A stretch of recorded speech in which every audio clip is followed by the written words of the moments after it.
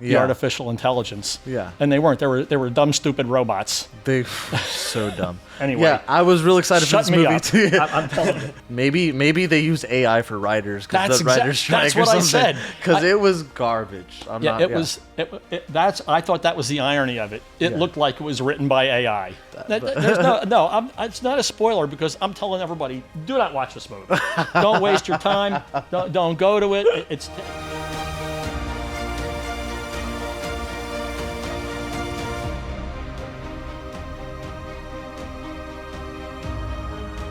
Hello and welcome to The Real Generation Gap. My name is Shane Schuldmeyer. And I'm Fred Satilli. And today we're reviewing The Creator. I don't know about you, but I'm sick of clickbait. The Creator was advertised to be a movie about artificial intelligence. The term AI was used all throughout the movie to describe the entity that I could not determine whether that entity was the antagonist or the protagonist. It's a real writing failure. AI is a hot topic in our day and age. I wanted to see a clever movie about it. I was robbed. I've seen movies I didn't like, but at least the movie was honestly represented. It owed me nothing. I feel that the Creator not only owes me a cash refund, but actually owes me 2 hours of life. Misrepresentation is a contract crime. This hoax of an AI movie with no AI in it was nothing but a sham. So, Fred, we've been talking about The Creator for months now. We saw our trailer like months ago, and we were like, oh, when that comes out, we're going to review that. We're going to review that. And it came out. Here it is. What's your initial thoughts? I was so excited to go there. Yeah. I went as soon as I possibly could. Mm-hmm. It was a little bit tough last week logistically, but I managed to squeeze it in and really excited to do so. And I got in there and it was a movie. It started out like a movie. Yeah. There was action. There was the guy and his wife, and I'm trying to learn about the characters and everything. But what it turned out to be was a slave revolt movie. Mm-hmm. And the other aspect that it was a Messiah movie. It had no artificial intelligence aspects in it whatsoever. But both groups called themselves or called the other group the AI, the artificial intelligence. Yeah. And they weren't. They were dumb, stupid robots. They so dumb. Anyway. Yeah, I was real excited for this movie too. I'm telling you. I was so excited for this movie. And I was just like you. I was hoping it was going to be thought-provoking. It was going to, challenge, what I think of AI or something, put me and get me invested in the world of artificial intelligence. And like you said, it wasn't about really artificial intelligence. It was about a robot revolt, slave revolt movie. It was a really beautiful action movie. Don't get me wrong. It was stunning. Visually, it was really cool. The weapons were cool. Right. The action was really cool. The robots themselves looked cool. I liked that they had the face and, the hollow back of their heads and everything. But the story was horrible. Yeah, the prop guys did a great job. Yeah. You can tell where all the money went, right? I didn't even think of it that way. Right. But I'm sure this was $1 billion movie or a couple million, whatever it was. I'm sure it was an expensive movie. And they needed... Maybe they used AI for writers because the writers strike or something. That's what I said. Because it was garbage. I thought that was the irony of it. It looked like it was written by AI. Yeah, honestly, in the first 5 minutes, I called the whole movie. I knew exactly what was going to happen. I'm not going to give any spoilers, but in the first 5 minutes, I knew exactly what was going to happen. I knew who everyone was. I knew what the character development was going to be. I knew who the bad guy was, and I knew how it was going to end. And I was like 99.5% right. Right, and there was no complexity. There was no complexity. That first impression you got was the whole story. Yeah. It didn't have like a twist in the middle and now some other thing that you hadn't considered. Nope. And all the things like AI you would think would have a unique strategy other than what desperate slaves running from the master would do. So exactly. But there was nothing cool. So prior to this movie, I never even really thought about this, but my understanding of AI was always it's going to be faster, smarter, stronger, a million times better than any human can operate. By the time I think of a sentence, it's already written out 1,000, you know? Right, and sent out to everybody. Yeah, exactly. Sent out, they could communicate with each other quicker than I can communicate with you speaking words. They think simultaneously. This is not what the movie was. No. It was robots with personalities that don't really operate any better than a human. And they weren't endearing. No, they weren't. I thought, the AI, right? I watched this. I'm a Star Trek fan. I'm like, the Borg would totally annihilate these. The Borg would have wiped this planet out in minutes. They would have assimilated everything, and that would have been it. Yeah. But there was nothing there like that. And in addition to virtually no writing, there was no, like, even a paragraph in there that you went like, well, that's poetic or thought-provoking. But it never happened. And to make matters worse, I didn't care about the characters. I didn't care about the characters too much either. The main actor, I can't think of his name off the top of my head, but he was also in a movie called Tenet, which was like a sci-fi film. And I was really excited. I think that was a Christopher Nolan film. And I was really excited. You're good about this. Yeah, I was really excited for that film too, and that was another letdown. John David Washington, and I'm pretty sure that was him. But yeah, Tenet was another letdown. So I don't know. Maybe this actor is a thing. But honestly, I think it was more of the script. But like you said, the characters, I wasn't invested. We had the little girl. I saw your notes. You said you couldn't even tell it was a little girl. No, if you didn't tell me, there was no gender to that person. Yeah. It was just a tiny person. Yeah. With a computer on the back of her head. Yeah. And that didn't make me love her. Yeah.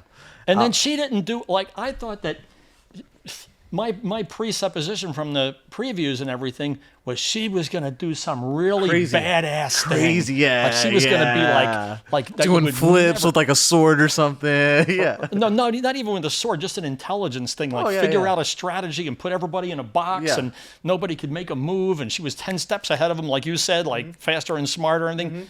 No. She was just a confused kid trying to get through life. Yep. And actually, in fact, she had to be taken care of the whole time. And she's supposed to be the super weapon. Right. The super weapon. I mean, that's not really a spoiler. And then the super weapon was Jive, too. Yeah. The big spaceship thing with the one blue that light. Humans have, yeah. Yeah, like that blue light looked cool.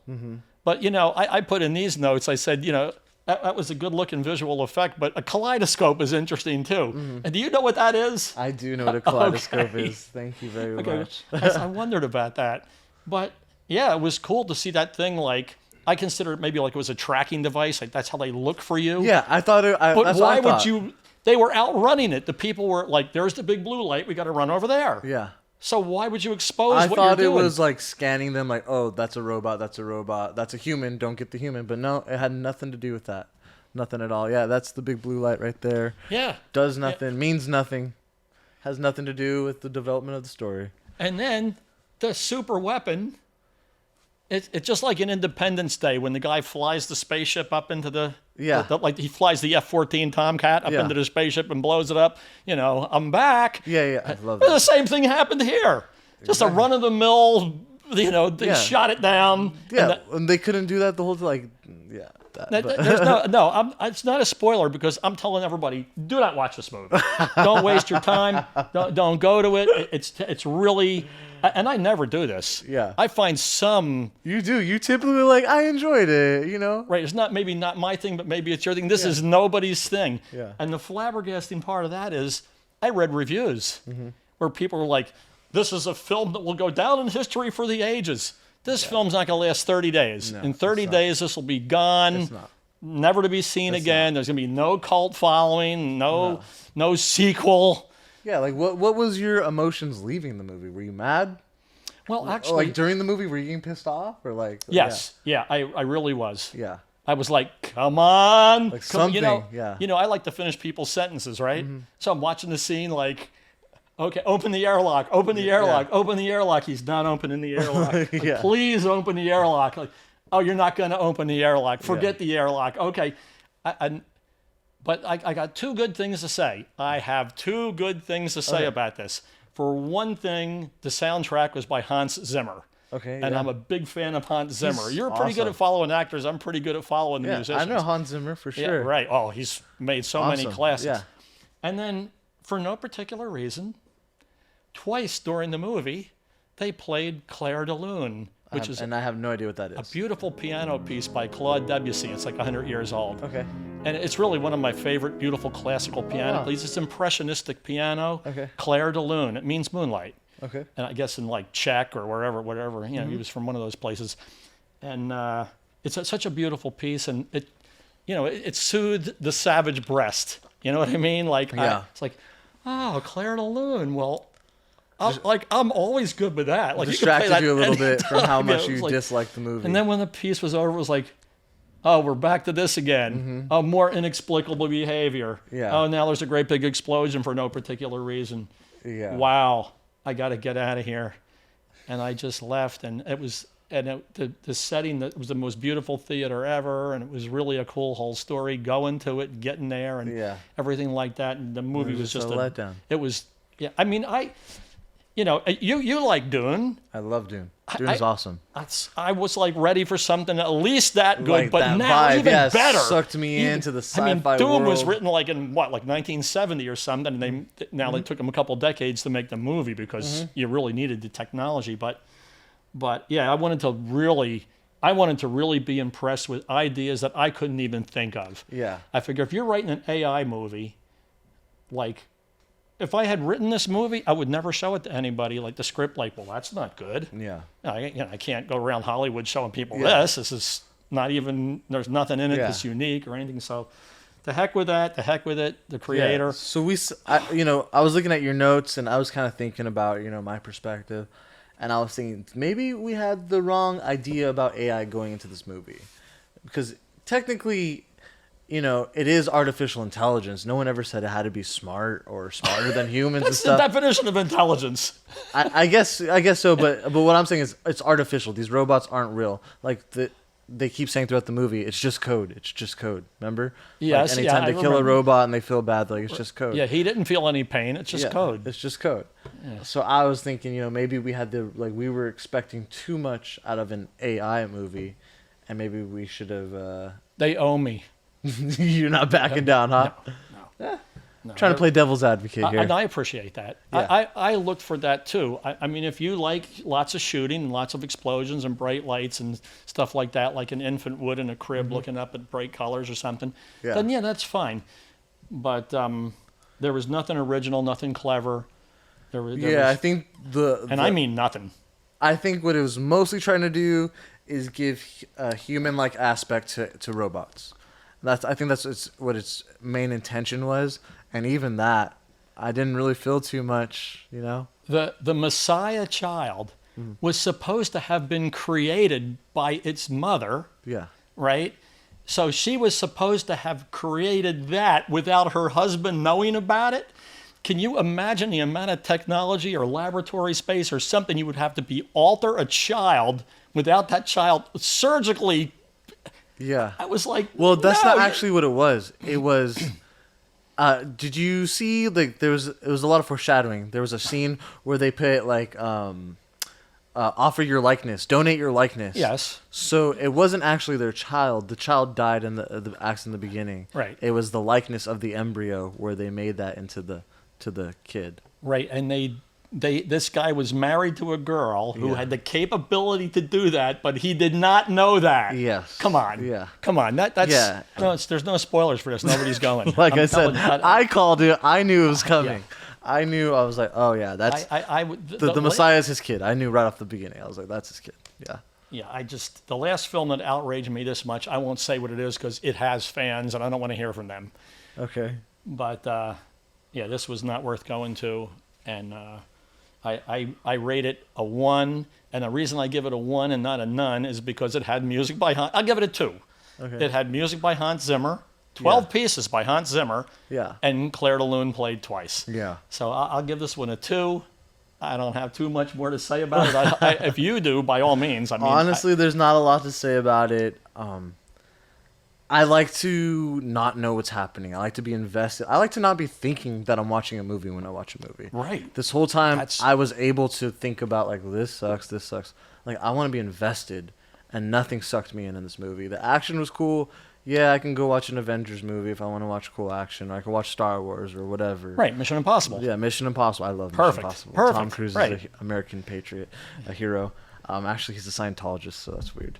But anyways, this movie did not suck me in at all. The characters were lame, but I think it was still pretty. I think it was visually. I think it was very pretty. That's true. And I like seeing actors' faces with the robots. I thought that was pretty cool. I think I'm gonna give it a 5. Okay, I think I'm gonna give it fair 5. It enough. wasn't the worst thing I've ever seen. I've seen worse movies.